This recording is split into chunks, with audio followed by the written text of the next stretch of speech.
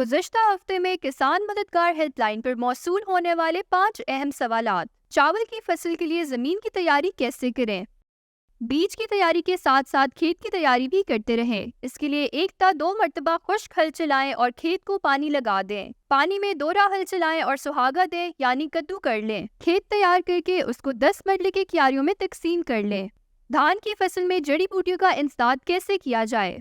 जड़ी बूटियों की तल्फी के लिए कीमियाई जहरों का इंतखाब और इस्तेमाल ज़रूरी तौसील कारकुन के मशवरे से करें। लाभ की मुंतकिली के 3 से 5 दिन के अंदर जड़ी बूटी मार जहर शेकर बोतल के साथ पानी में बिखेर दें। इसके बाद 4 से 5 दिन तक खेत से पानी खुश्क ना होने दें। अगर किसी वजह से फसल में जड़ी बूटियां उग आए तो बाद अज़ उगाओ असर करने वाली सिफारिश करदा जहर लाभ की मुंतकिली के 1 महीने के अंदर तरोतर हालत में स्प्रे करें। गन्ने की फसल में हर किस्म की जड़ी बूटियों खास तौर पर ग्रास तेले को तल्फ करने के लिए कौन सी घास मार दवा का इस्तेमाल करना चाहिए? गन्ने की फसल में हर किस्म की घास को तल्फ करने के लिए एवियोल ग्रुप की घास मार दवा सिंडेक्स 40 SC का इस्तेमाल करें। चावल की पनीरी की मुंतकिली के वक्त उसकी कितनी उम्र होनी चाहिए? अगर ज्यादा रकबे पर मूंजी लगानी हो तो पनीरी 10 दिन के वक्फे से किस्तों में काश्त करें ताकि मुंतकिली के वक्त कद्दू के तरीके से तैयार करदा पनीरी की उम्र 25 से 35 दिन से ज्यादा ना हो। और याद रहे, किसान बासमती की पनीरी की उम्र बवक्त मुंतकिली 25 दिन से ज्यादा नहीं होनी चाहिए।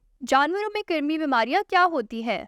ऐसी जानदार अशिया जो कि जिंदा रहने के लिए अपनी खुराक दूसरे जानवरों से हासिल करे उन्हें पैरासाइट कहते हैं। कर्म जानवर के खुराक का ज्यादातर हिस्सा खुद इस्तेमाल करते हैं, जिसकी वजह से जानवर के जिस्म में मुख्तलिफ ग़िज़ाई अज्जा की कमी वाक़ई हो जाती है। इसकी अलामात: जानवर कमजोर और लागिर हो जाता है, जानवर की नस्ल कशी और पैदावारी सलाहियत कम हो जाती है, खाल और ऊन की क्वालिटी घट जाती है। जानवरों के कर्म 2 इकसाम के होते हैं, बैरूनी कर्म और अंदरूनी कर्म। बैरूनी कर्म ऐसे कर्म जो जानवर के जिस्म के ऊपर यानी जिल्द पर पाए जाते हैं। अंदरूनी कर्म ऐसे कर्म जो जानवर के जिस्म के अंदर पाए जाते हैं।